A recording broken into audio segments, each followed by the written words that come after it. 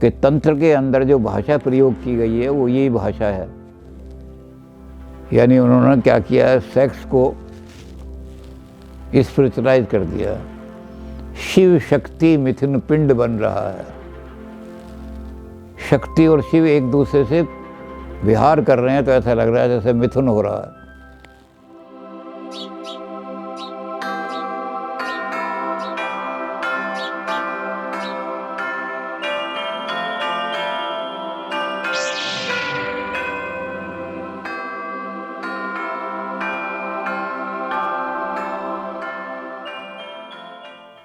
जैसा कि हमने बताया कि युंग बहुत सारी चीज़ों पर फ्रायड से डिसएग्री करते हैं। उसमें सबसे बड़ा काम जो है, जो फ्रायड ने जिसको बेसिक चीज़ मानी कि सबसे ज़्यादा क्रिटिकल वही कॉम्प्लेक्स है, उसको रिजॉल्व करना बड़ा मुश्किल होता है, उसमें वो ओडिपस कॉम्प्लेक्स माना था। युंग ने और एडलर दोनों ने इसको चैलेंज किया कि ये यूनिवर्सल कॉम्प्लेक्स नहीं है। संसार के सारे सभ्यताओं में ओडिपस कॉम्प्लेक्स हो ऐसा ज़रूरी नहीं है। तो इन्होंने फिर कहा कि आदमी के अंदर जो है कन्फ्लिक्ट है, पर्सनैलिटी के अंदर डायलेक्टिकल कन्फ्लिक्ट चलते रहते हैं,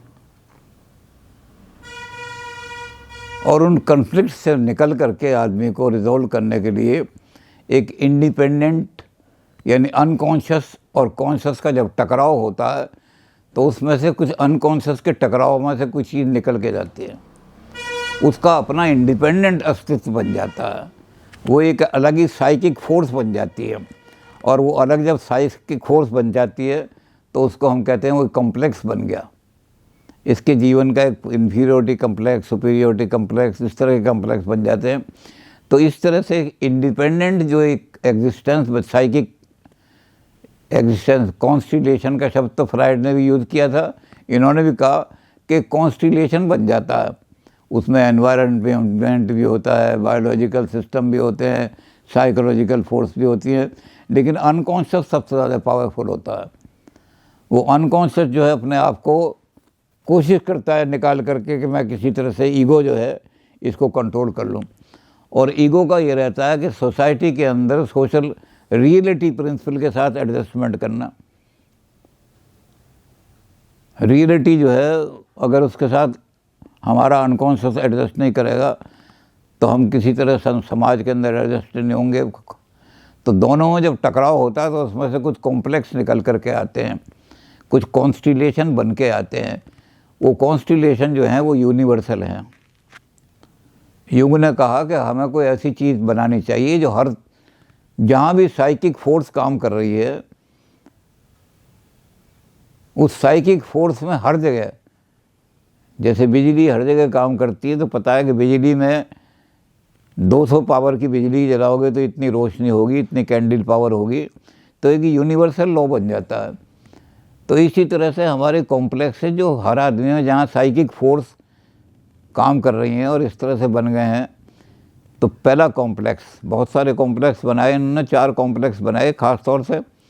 तो हम चारों को देखते हैं कि पहला कॉम्प्लेक्स है, उसको इसका नाम दिया इन्होंने पर्सोना। पर्सोना भी ग्रीक शब्द है।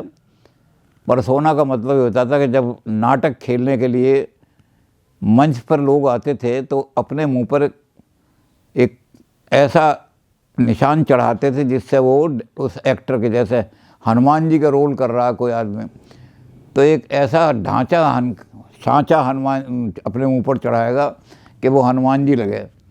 एक आदमी जो है वो जोसेफ का रोल कर रहा है तो वो अपने मुंह पर एक ऐसा सांच चढ़ाएगा कि मंच पर आते हुए जोसेफ लगने लगे। तो ये कहलाता है पर्सोना। एक आदमी के अंदर एक पर्सोना नहीं होता। आदमी अलग अलग रोल में अलग अलग तरह के पर्सोना धारण करते हैं। एक महिला है, वो क्या कर रही है, उसको आपने पहले केकई का रोल दिया, उसके बाद आपने सूर्पनखा का रोल दिया, तो केकई के रोल में वो और तरह से अपनी फिगर जो है बना करके आएगी, और जब आपने उसको सूर्पनखा का रोल दिया तो वो एकदम बदल करके आ जाएगी। तो ये पर्सोना हमारी ज़िंदगी के अंदर हर फील्ड में काम देते हैं। यूंग ने कहा कि हर फील्ड के अंदर हमें तरह तरह के पर्सोना बदलने पड़ते हैं। अगर हम नहीं बदल सकते तो फिर हम एबनॉर्मल हो जाते हैं। तो उसने कहा जैसे घर में है, पहले उन्होंने घर में लिया। उन्होंने कहा कि जब हम अपनी माँ के पास जाते हैं तो हम वो रोल करते हैं जो बेटे का रोल हो। माँ की गोद में लेट जाएंगे, माँ का हाथ अपने सिर पर रखवाएंगे, माँ के रखे। तो हम जो पर्सोना है हमारा, वो मदर के साथ और तरह का रोल होगा। उसके बाद हमारा सिस्टम इतनी देर में मदर ने कहा, पत्नी ने कहा अरे दफ्तर का टाइम हो रहा है, तुम क्या अम्मा के पास ही वहाँ बैठे हुए हो। तो हम एकदम उठेंगे और पत्नी से हम बात करेंगे, मेरी छाता ला, मेरी टिफ़िन ला, मेरा फला जगह देख जरा। तो अब हम जब पत्नी से बात करेंगे तो हमारा पर्सोना एकदम बदल जाएगा। अब हम दूसरा मुखौटा धारण करेंगे। मुखौटे समझ लो इनको, कि अब हम पत्नी से बात करने में पति का मुखौटा, पति अपनी पत्नी से कैसे बात करता है। पति ये थोड़ी करेगा कि उसकी गोद में लेट जाए और उसका सिर हाथ फिरवाए। पति अपनी पत्नी से और तरह का, तो एकदम चेंज करना पड़ेगा। अब ये चेंज करना जो है बड़ी बड़ी मुश्किल पड़ती है इसमें। अगर आदमी चेंज नहीं कर सकता तो वो मदर जैसा व्यवहार करेगा तो कहते पागल हो गया ये आदमी। तो पर्सोना इस तरह से, हमें फिर अपना छोटा बच्चा है हम उसके पास जाएंगे, पापा मेरे लिए जलेबी लेते हैं ना जब शाम को आओ। तो हम बच्चे के साथ जब बात करेंगे तो हमारा पर्सोना ही चेंज हो जाएगा। हम ज़रा मुस्कराएंगे, ज़रा बेटे के सिर पर हाथ रखेंगे, अरे बेटा चिंता क्यों करता है, 1 किलो जलेबी लेके आऊँगा तेरे लिए। अब ये पर्सोना बदलते रहते हैं समाज में। जब दफ्तर में जाएगा तो अफसर से बात करेगा, अफसर के सामने बड़ा मीक होकर के या जैसा भी होगा वो बात करेगा। सर घर में बहुत सारे आदमी शेर बने होते हैं, शेर का मुखौटा धारण करते हैं, पत्नी पे भी रौब दिखा रहे हैं, बच्चों पे भी, और दफ्तर में जाके एकदम बदल जाता है उनका पर्सोना। वहाँ अफसर के सामने सर सर सर सर इस तरह करने लगते हैं। तो ये पर्सोना जो है हर आदमी के अंदर बहुत पर्सोना होते हैं। उसका अनकॉन्शियस जो है, उसकी अनकॉन्शियस एनर्जी वो डाइवर्ट होकर के ही करती सारी की सारी, कि अब चेंज करो, अपना बिहेवियर चेंज करो, अपने बिहेवियर को एकदम चेंज करो। और उस बिहेवियर में आप ऐसा बिहेवियर करो कि आप वाकई में पत्नी को ही लगे कि मेरा पति बोल रहा है, ऐसा ना लगे पत्नी को लगे मेरा बाप बोल रहा है। तो ये पर्सोना जो कम्प्लेक्स है ये बच जाता है आदमी के अंदर। समाज के अंदर तरह तरह के हमें सिचुएशंस देखनी पड़ती हैं। तो पर्सोना का मतलब होता है how we deal with the others. Other लोग जो हैं, दूसरे लोग हैं, हम उनके साथ कैसे व्यवहार करते हैं, वो व्यवहार की विधि जो है हमारे पर्सोना बन जाते हैं।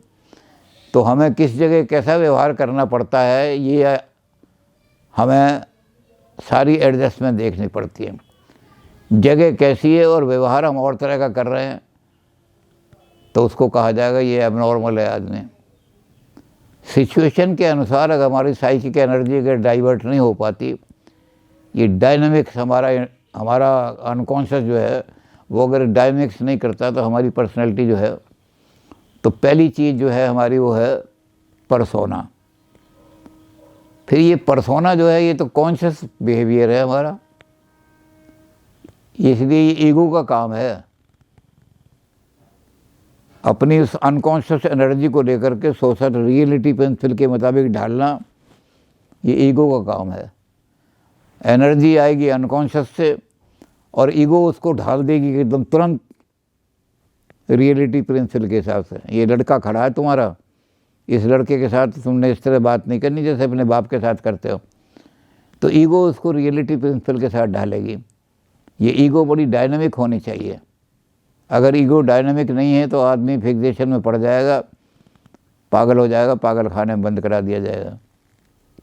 तो ये कॉम्प्लेक्स जो है फॉर्म होते हैं ईगो के उस पर, कि हमारी ईगो कितनी डायनामिक है, हमारी ईगो कितना रियलिटी को फेस करती है, हमारी ईगो जो है रियलिटी के साथ कितना एडजस्ट हुई है।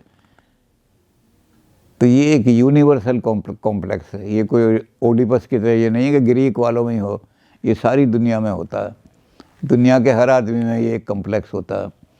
बहुत सारे उन्होंने उदाहरण दिए हैं, लेकिन उदाहरणों का हम लंबा चौड़ा उनको हम नहीं लड़ना चाहते। जैसे हम इन्होंने 100 वर्ड दिए थे, तो 100 वर्ड की पूरी लिस्ट नहीं, जैसे बहुत सारे उदाहरण दिए कि कैसे आदमी।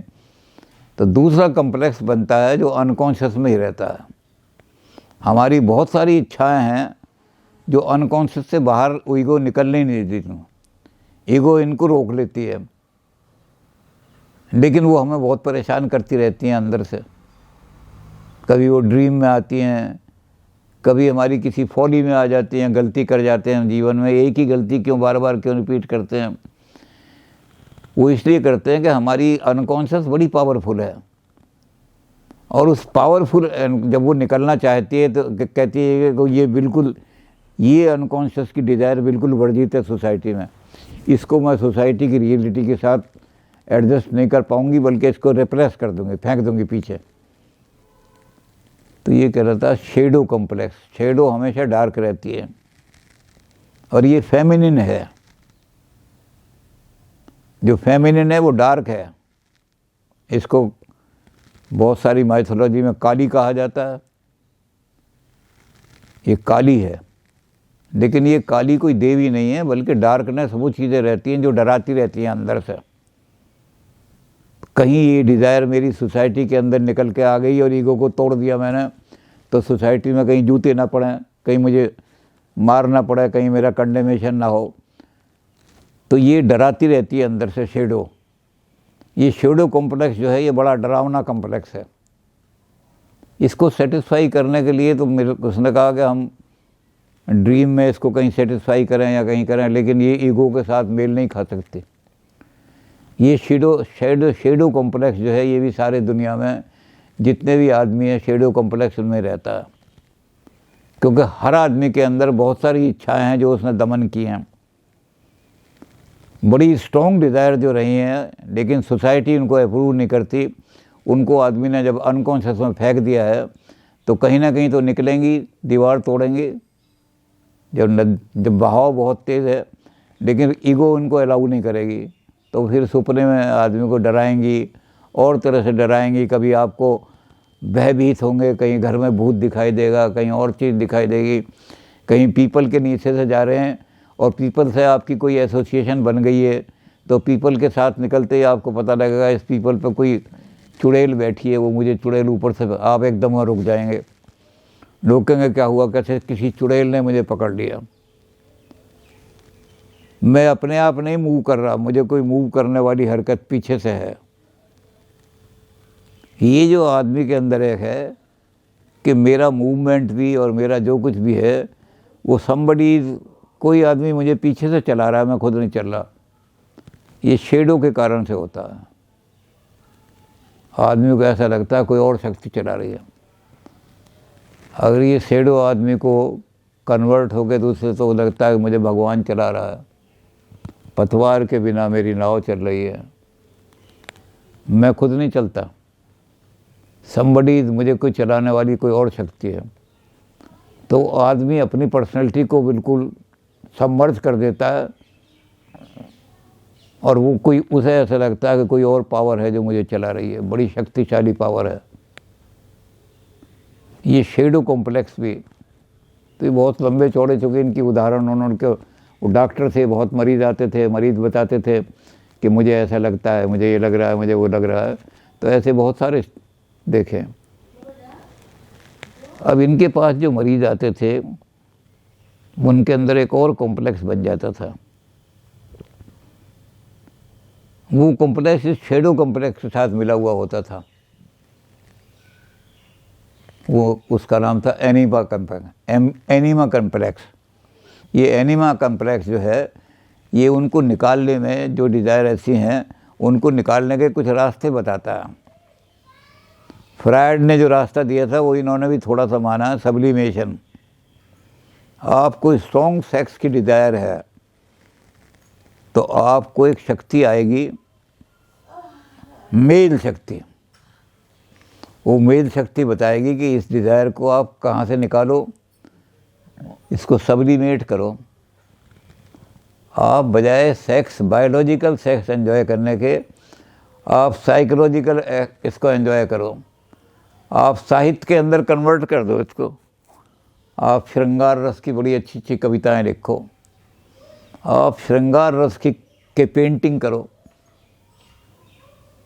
फ्रायड ने तो ये दिया था उदाहरण भी, इन्होंने वैसे दिए हैं। फ्रायड ने कहा कि सब्लिमेशन में क्या होता है कि एक चिड़ा जो है वो एक चिड़िया की चोंच में अपना मुंह डाले हुए है, और वो चिड़िया और चिड़े जो हैं एक दूसरे को हिला रहे हैं सारा का सारा, और उसे देख करके लगता है कितना प्यार है इनके अंदर, देखो। तो ये हमारी जो डाइवर्ट करती है वो सेक्स की एनर्जी, ऐसी हमारी सेक्सुअल पोइट्री, सेक्सुअल साहित्य, सेक्सुअल पिक्चर, बहुत सारी चीज़ें बन जाती हैं। तो एनिमा कम्प्लेक्स जो है वो हमारी इसके लिए रास्ता बताता है। तो ये एनिमा कम्प्लेक्स भी हर आदमी के अंदर होता है। अगर एनिमा कम्प्लेक्स ना हो तो ये शेडो है, ये आदमी की पर्सनैलिटी को फाड़ देगी। आदमी सेक्स क्राइम करने लगेगा इधर उधर। उसको एक रास्ता चाहिए चैनलाइजेशन करने के लिए, एक कम्प्लेक्स ऐसा चाहिए जो बन जाता है कम्प्लेक्स, जो उसको किसी तरह से। और इसके साथ ही फिर क्या होगा, जब ये कॉम्प्लेक्स बन जाएगा तो एनिमस कॉम्प्लेक्स बनेगा, फीमेल कॉम्प्लेक्स। वो फीमेल कॉम्प्लेक्स जो है जब डाइवर्ट आप करेंगे तो स्पिरिचुअल में और रिलीजन में चला जाएगा। मेरी आत्मा भगवान के साथ बिल्कुल मेल करना चाहती है। तंत्र में युंग ने ये लिखा है कि तंत्र के अंदर जो भाषा प्रयोग की गई है वो यही भाषा है। यानी उन्होंने क्या किया है, सेक्स को स्पिरिचुअलाइज कर दिया। शिव शक्ति मिथुन पिंड बन रहा है। शक्ति और शिव एक दूसरे से विहार कर रहे हैं, तो ऐसा लग रहा है जैसे मिथुन हो रहा है। तो ये कॉम्प्लेक्स क्या करते हैं, ये आदमी को जब उसकी एनर्जी कहीं डाइवर्ट नहीं होती तो फिर उसको एनिमस कॉम्प्लेक्स जो है, फीमेल कॉम्प्लेक्स, क्योंकि फीमेल जो है बड़ी विनम्र होती है, वो स्ट्रॉन्ग नहीं हो सकती, वो किसी विनम्र रास्ते से उसको निकालेगी। वो ऐसे रास्ते से निकालेगी कि जो सोशली अप्रूव्ड वे हो निकलने का, उसकी सारी इच्छा जो है फिर वो एक ऐसा कॉम्प्लेक्स बन जाएगा उसके अंदर, जिस कॉम्प्लेक्स के साथ वो अपनी सेटिस्फाई भी करेगी और उसे ये लगेगा जैसे मेरा स्पिरिचुअल अपलिफ्ट हो रहा है, मेरी आत्मा भगवान के साथ मिलने जा रही है, आत्मा और भगवान का मिलन हो जाएगा। तो इस तरह से युंग ने 4 कॉम्प्लेक्स बनाए। ये यूनिवर्सल कॉम्प्लेक्स हैं। इनकी बड़ी डिटेल में उन्होंने चर्चा की है। बहुत सारे मरीज़ों में उन्होंने अपने इन कॉम्प्लेक्सों का वर्णन किया है कि एक मरीज़ आया उसने ये रिपोर्टिंग की, एक मरीज़ आया उसने रिपोर्टिंग की, एक